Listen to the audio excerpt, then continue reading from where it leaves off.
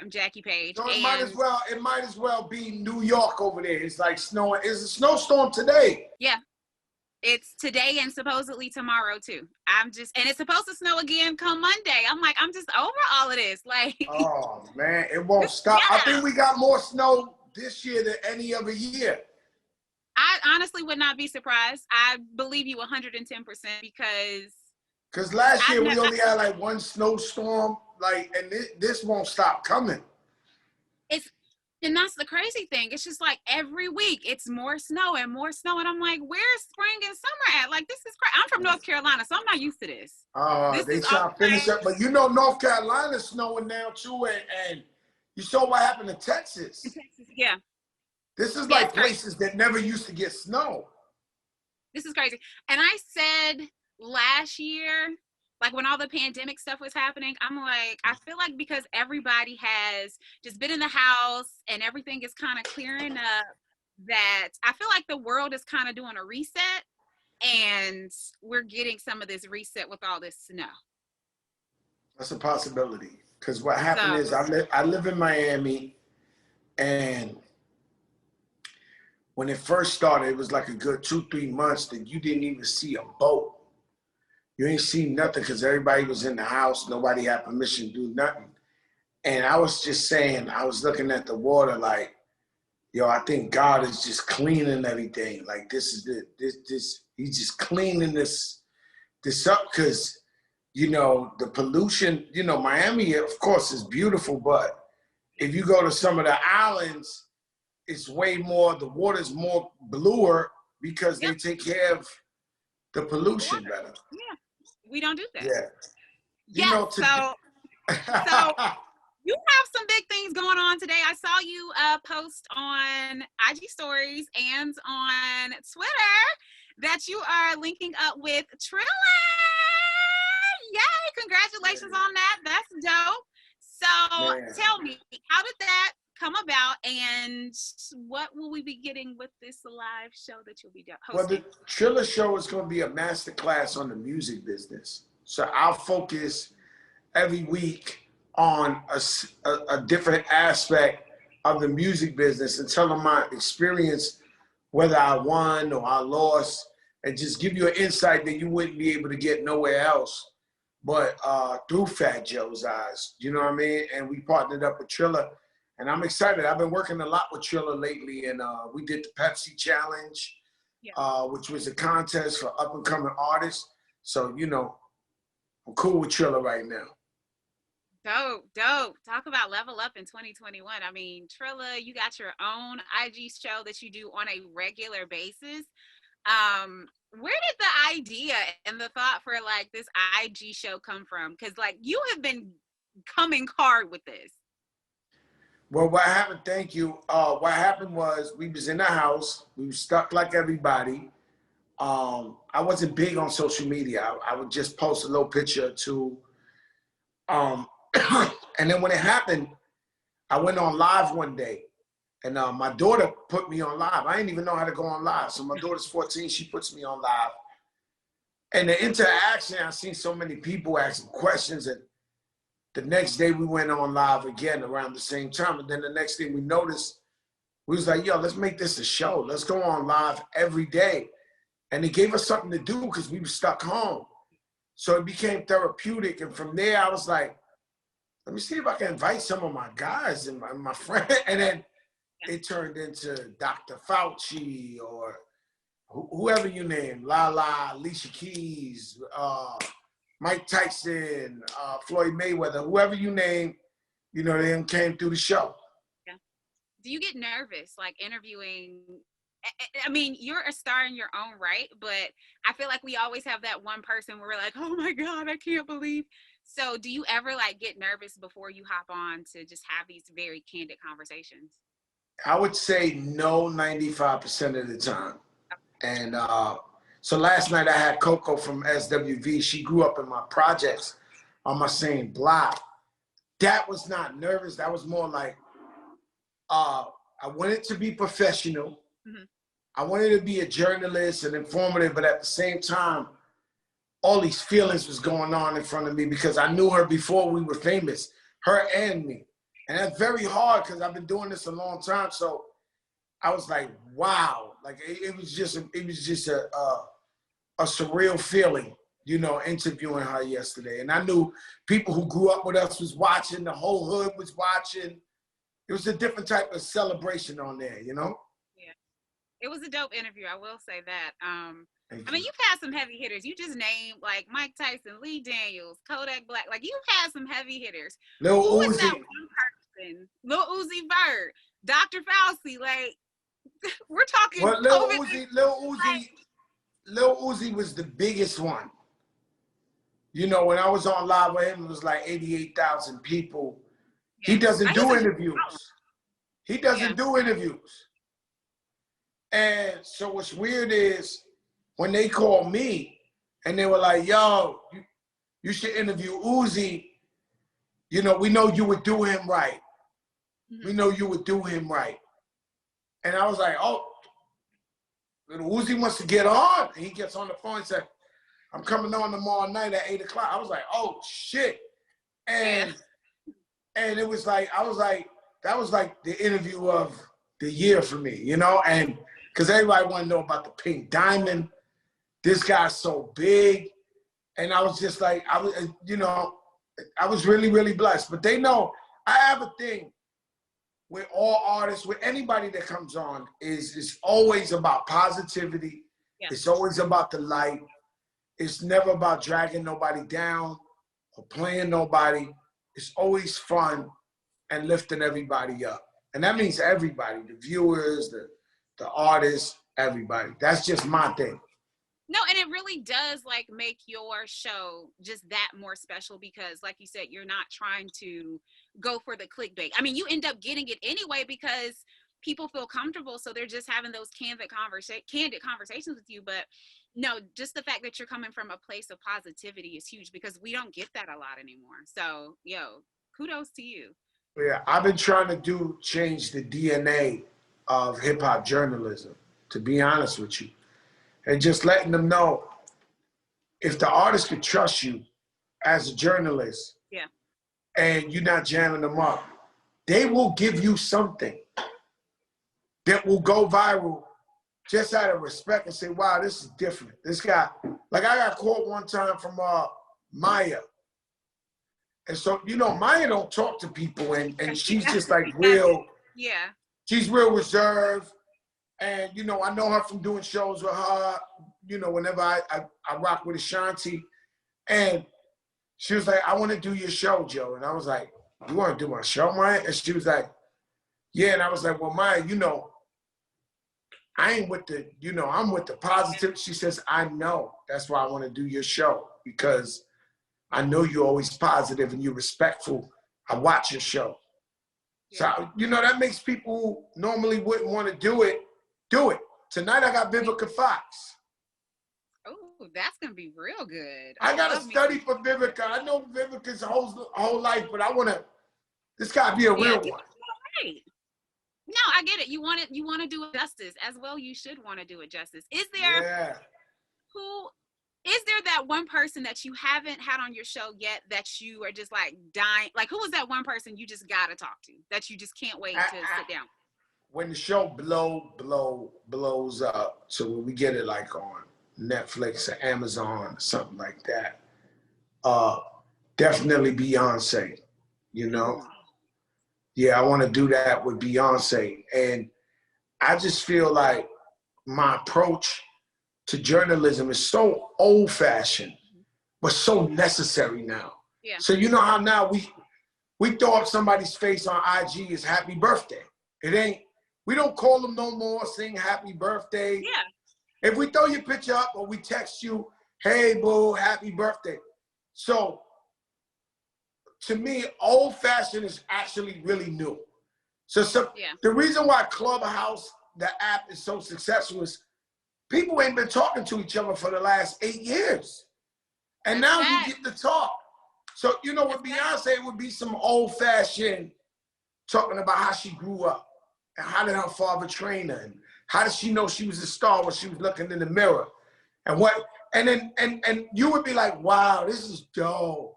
Even though it's just regular, old-fashioned. But it's stuff that we don't know that we want to know. That's what that I'm we trying to tell you. Yeah. Because what happens is somebody comes on, right? And we go for the low-hanging fruit. So if I went right now to, they be like, yo, what just happened with Fat Joe? Yo, he gonna talk. But what about the history? So with me, my show allows me, because there is no format. I don't gotta break up the interview. I ain't gotta play no music.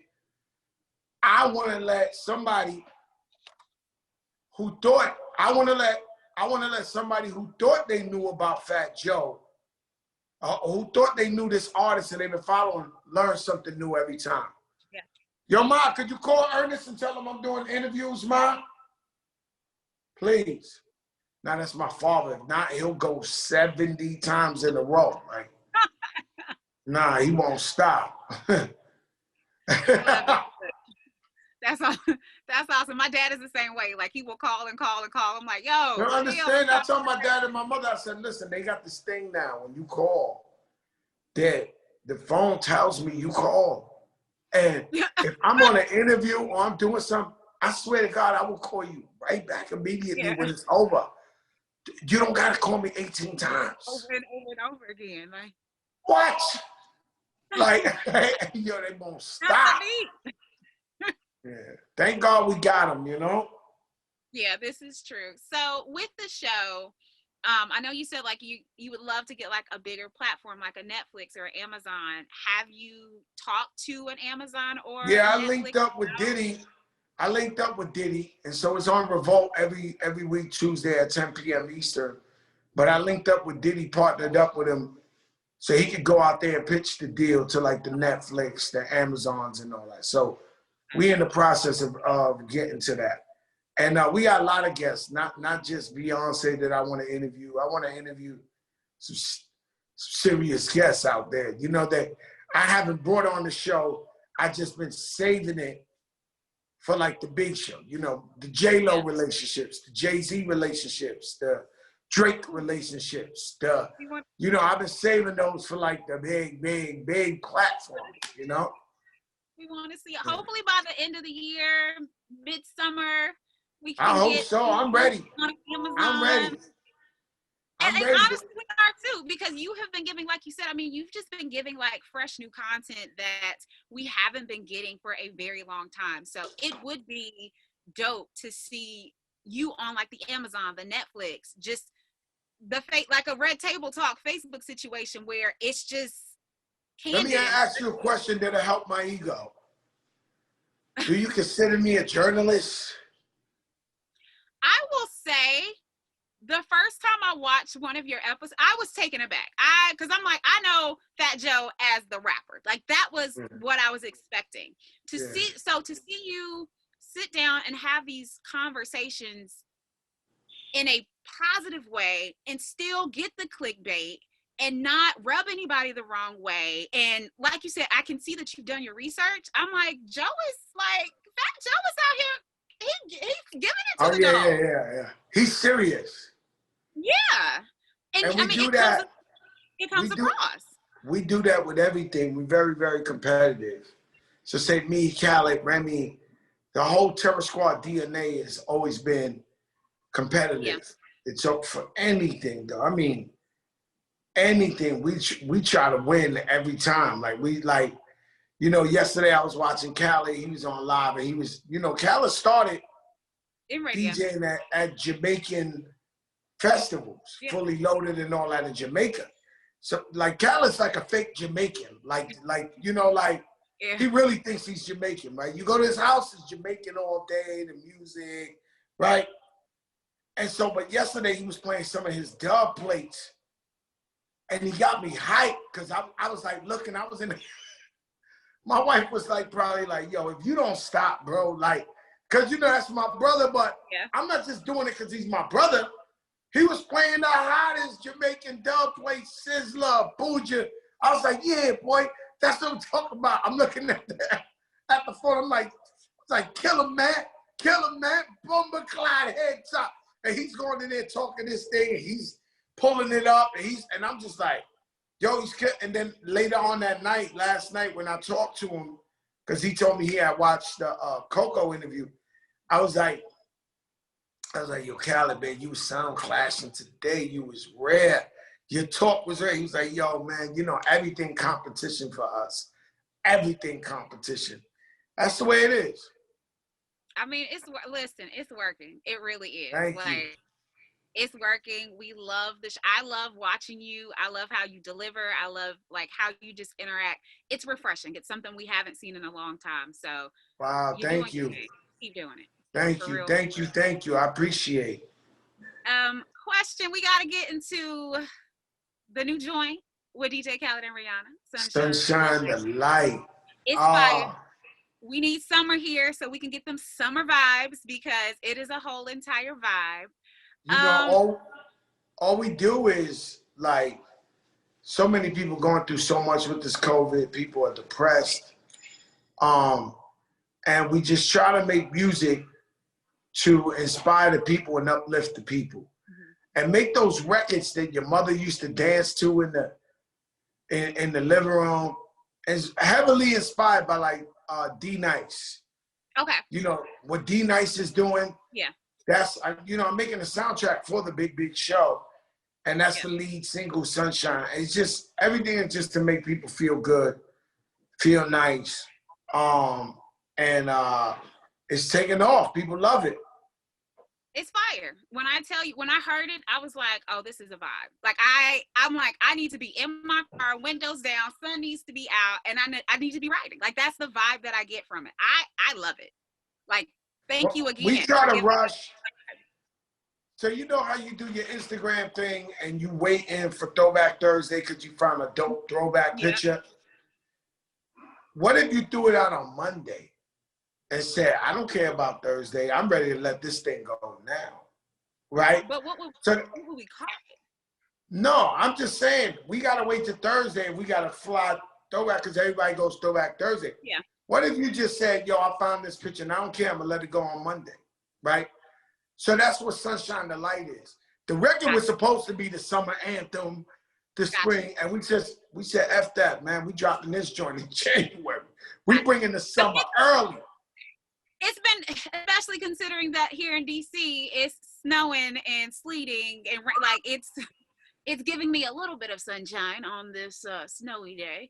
But no, it's a great song. And thank you so much. I'm sure by the time like summer and spring hits, like it's gonna be like even more of a vibe because it's something that we have all been waiting for the last year because of COVID-19. Yo, it's crazy, man. You know, we're living in a crazy, crazy time. This is really, really, really bugged out. And you don't stop getting bugged out. It's just, you know, we was dealing with COVID-19, dealing with Trump, dealing with like, I mean, everybody's nerves was so high. Like, high blood pressure must have been on 10,000. Because it was, you know, because of COVID, and you got to wear the mask, and you got to be careful, and you can't go certain places. And this is the first time we've had to walk on eggshells in everything that we do, in every avenue and facet of our lives. Like, it is nerve-wracking to I have a dog. It's nerve-wracking for me to walk outside with my dog because I don't know who just walked out there before me. Like, it's just, everything is scary right now.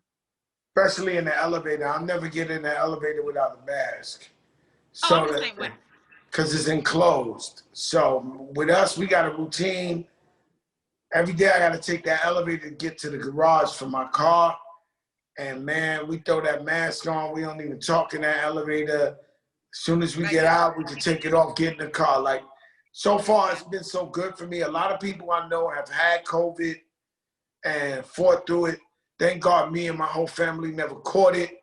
And I think it's because we've been very, very lucky and very, very careful. Yeah. And you got to be. You got to be at this time. Question. You and Khaled have a joint, OnlyFans. Yes. You guys did Sunshine the Light together, talking about doing a whole anthem for 2021. Have you guys sat down and talked about potentially doing a joint project for 2021 to give us a little more light and sunshine? No, I know his album is crazy. You know, I get to hear some stuff you don't hear. His album is crazy. Like, crazy. And I'm working on mine. Mine's is fire too, and it's crazy. And I've been contacted, right? Mm-hmm. So what's happening is, you know, in hip hop, we've had this thing called ageism, to where, you know, you work in the radio, Yeah. and you playing a bunch of stuff for some new artists that you possibly may not like, but you playing the joint because we trying to stay young, we trying to stay fresh. So without us knowing, we limit our icons and our OGs to like, yo, they can't really be on prime time like that. That's why the R&B, people be 28 years old on Urban AC now. Yeah. Queen Niger's on Urban AC. This is, and so we push them like, kind of like old school, right? And so there's a large degree of ageism. And so what Joe is doing is saying, yo, we forever, man. We the Big Mac. Your customers, the people who listen to you, they've been listening to me for 20 years. They don't see nothing wrong with it. They hear Fat Joe, it's a hit. Yes. He's the Big Mac. When you go to McDonald's and you buy the Big Mac, you don't say, what year was this made? Yeah. It's a Big You Mac. know what you don't get. Yeah. It's comfort food. So you get the Big Mac and you move it, you know. And so with that being said, some of the biggest people in the industry, artists, I'm talking about giants, have been hitting me up. Thank you, Joe, for what you're doing. Thank you, Joe. Thank you, keep fighting. Joe, I would like to collaborate with you. Yeah. And I'm like, I mean, you know, it would be a dream come true to collaborate with these people. I'm like, for real? And they were like, yo, Joe, send me the record. I'm ready. And I'm like, oh, wow. Like, this is like, but they appreciate that I'm still fighting. Yeah. You know, I'm still out here putting out music. The people are loving it. You know, hip hop in itself is just young. The whole genre is the youngest genre. So right now we playing out the DNA and the blueprint of hip hop. And so it hasn't been done yet, but this is because it's still young. You get what I'm saying? Like, yeah. Puff Daddy, Jay-Z, Dr. Dre, they ain't gonna be the only billionaire rappers. Oh, you know, no, this is good. They're just the beginning. Like, yeah, Rihanna's coming, everybody, and it's just started. So 20 years from now, we're gonna see artists being able to do things we never thought of before. And one of the biggest, they saying I gotta go, but with my executive producer, 14 years old, Azariah Milan, she's like, Gad, you on to the next interview. But the thing you messed up, you made me forget what I was saying. It's such an honor to be on here with you today. No, thank you so much. I love DC. You're amazing. The whole DC area, DMV. Yo, what's good? What's We love you here, Fat Joe. Thank you for chatting it up with me. Have a phenomenal day, and please continue to stay safe. Thank you so much. Bye-bye.